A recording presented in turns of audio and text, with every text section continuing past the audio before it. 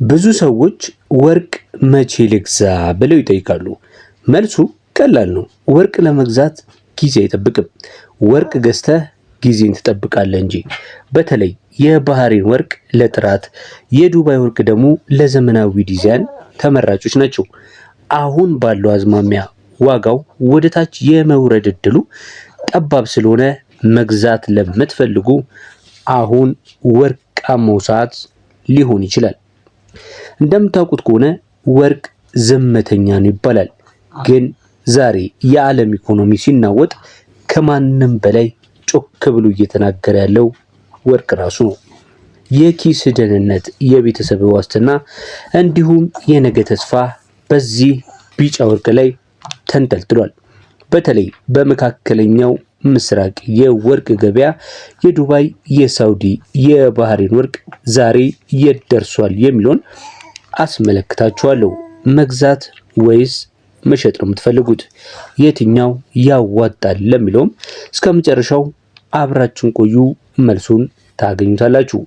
የ24 ካራት፣ የ21 ካራት እንዲሁም የ18 ካራት ዛሬ ፌብራሪ 20 2026 ዓ.ም በስንት እየተሸጠ ይገኛል የሚለውን መረጃ አስመለክታችኋለሁ። ሰላም ቤተሰቦቻችን፣ ሰላም ሳልላችሁ ነው የጀመርኩት። አሁን ወደ መረጃው ነው የሚሄደው። የዱባይን አስቀድሜ የሳውዲን የባህሬን ነግራችኋለሁ።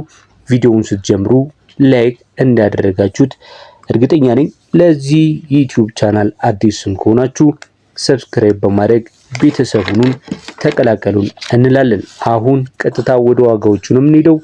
ዱባይ 18 ካራት ዛሬ በስንት ሲሸጥ ዋለ የሚለውን ስንመለከት በዱባይ 18 ካራት ወርቅ ዛሬ ላይ ከ457 የዲርሃም ዋጋ እስከ 462 ዲርሃም እየተሸጠ ይገኛል። ይሄ በአማካይ ዋጋ ነው።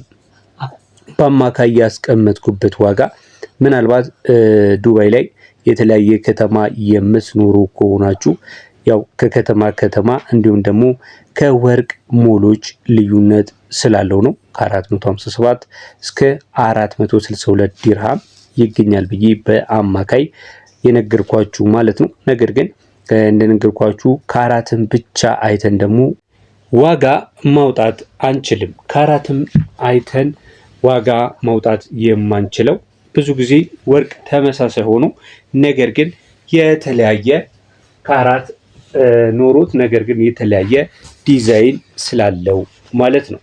እና እንደነገርኳችሁ የ18 ካራቱ ከ457 እስከ 462 አማካይ ዋጋ በመሸጥ ውሏል ማለት ነው። በመቀጠል የምንመለከተው ደግሞ የዚሁን ሀገር የዱባይን የ21 ካራቱን ይሆናል። 21 ካራቱስ በስንት እየተሸጠ ይገኛል ካላችሁኝ በ513 እስከ 539 ዲርሃም በመሸጥ ላይ ነው ያለው። ይህም እንግዲህ በአማካይ ዋጋ ነው እየነገርኳችሁ ያለሁት። ዱባይ ላይ ደግሞ 21 ካራት እንደምታውቁት ከሆነ እጅግ በጣም ተወዳጅ የሆነ የወርቅ ካራት ነው።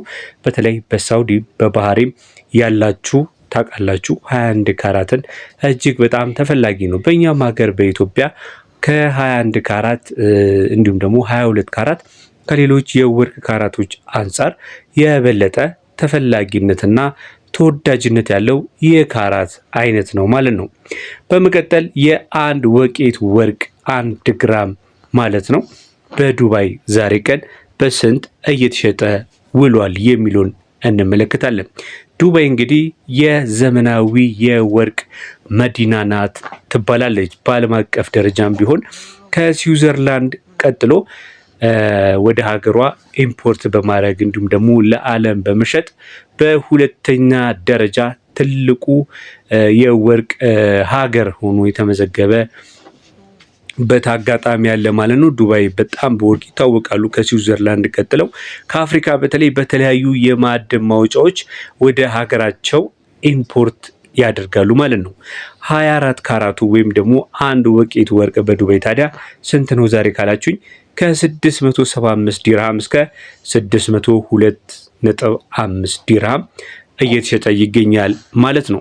ተመልካች አድማጮቻችን የተከታተላችሁ ያላችሁት የዛሬን የካቲት 13 ወይም ደግሞ የፌብራሪ 20 2026 የወርቅ ዋጋ በተለይ ደግሞ በመካከለኛው ምስራቅ በባህሬን በሳውዲና በዱባይ በስንት እየተሸጠ ይገኛል የሚለው መረጃ በመከታተል ላይ ነው ያላችሁት።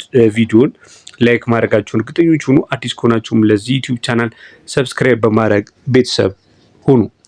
በመቀጠል ወደ ሳውዲ ነው የምንሄደው። ሳውዲ ላይ 18 ካራት ዛሬ ላይ በ462 ከ30 የሳውዲ ሪያል እየተሸጠ ነው የሚገኘው። 21 ካራቱን ካላችሁኝ ደግሞ 21 ካራቱ 1 ግራም ወርቅ በሳውዲ ዛሬ በ529 ከ96 እየተሸጠ ይገኛል። ይሄ የኦፊሻል ዋጋው ነው ማለት ነው። በመቀጠል ሳውዲ ላይ 24 ካራት 1 ግራም ወርቅ በኦፊሻል ዋጋ በስንት እየተሸጠ ይገኛል ካላችሁኝ በ606 እስከ 620 የሳውዲ ሪያል እየተሸጠ ነው የሚገኘው። ትንሽ ዱባይ ጋር ካለው ጭማሪ ለምን አሳየ ካላችሁኝ እንደምታውቁት ከሆነ ቫት በሁለቱ ሀገራት ልዩነት አለው። ዱባይ ላይ ቫት ትንሽ አነስ ይላል፣ ሳውዲ ላይ ደግሞ ቫት ጨመር ይላል። ለዛ ነው ልዩነቱ ያለው ማለት ነው። በመቀጠል ደግሞ የምንመለከተው የባህሬንን ነው። ከዛ በፊት ግን ሀገር ውስጥ ሆናችሁ በተለይ ኢትዮጵያ ሆናችሁ አዲስ አበባ አካባቢ ወርቅ ቤት ኖሯችሁ ወርቅ ቤት ያላችሁ ወርቅ መሸጫ ያላችሁ በየትኛውም አጋጣሚ ኮንታክት ልታደርጉኝ ትችላላችሁ። ኮመንት መስጫው ላይ ሀሳብ አስተያየታችሁን ስጡኝ። መተን ወርቅ ቤታችሁ ያለውን የወርቅ አይነት እንዲሁም ደግሞ የተለያዩ ያላችሁን ዲዛይን ልናስተዋውቅላችሁ እንፈልጋለን። ምንም አይነት ክፍያ እማንቀበላችሁ ነው የሚሆነው። ስለዚህ ይህንን እድል እንድትጠቀሙበት በተለይ ደግሞ ወርቅ ቤት ያላችሁና መጋበዝ የምትፈልጉ ይህን እድል መጠቀም ትችላላችሁ። በተለይ ደግሞ የኛ ቤተሰቦች ብዙ ጊዜ ወርቅ የሚገዙና የሚሸጡ እንደመሆናቸው መጠን ለእናንተም ጥሩ አጋጣሚ ነው ብዬ አስባለሁ። በተለይ አዲስ አበባ በተለያየ አካባቢ ወርቅን የምትሸጡ ሱቆች ይህንን እድል ብትጠቀሙበት አሪፍ ነው ብዬ አስባለሁ። በነፃ መተን ያላችሁን የወርቅ መተን የምንቀርጽና ለሌሎች የምናሳይላችሁ ይሆናል። በተጨማሪም ዋጋውን ለሌሎች የምናሳውቅላችሁ ይሆናል ማለት ነው። ቀጥሎ የምንሄደው እንግዲህ በወርቅ ጥበቧ የምትታወቀውን ባህሬንን ይሆናል። የባህሬንን ዋጋ ነው የምነግራችሁ። ባህሬን ላይ ወርቅ ዛሬ 18 ካራቱ በስንት እየተሸጠ ይገኛል ካላችሁኝ 18 ካራቱ በ46.88 የባህሬን ዲናር ነው እየተሸጠ የሚገኘው። 21 ካራቱ ደግሞ ከ54 ዲርሃም እስከ 55 ዲርሃም እየተሸጠ ይገኛል። በመጨረሻም ደግሞ የ24 ካራቱ በስንት እየተሸጠ ይገኛል ካላችሁኝ በባህሬን ዛሬ ላይ 24 ካራቱ 1 ግራም ወርቅ በ61 ከ30 የባህሬን ዲናር እየተሸጠ ነው የሚገኘው ማለት ነው። ለዛሬ ያዝንላችሁ የወርቅ ዋጋ ይህንን ይመስላል። እስካሁን ስለተከታተላችሁን እጅግ በጣም እናመሰግናለን።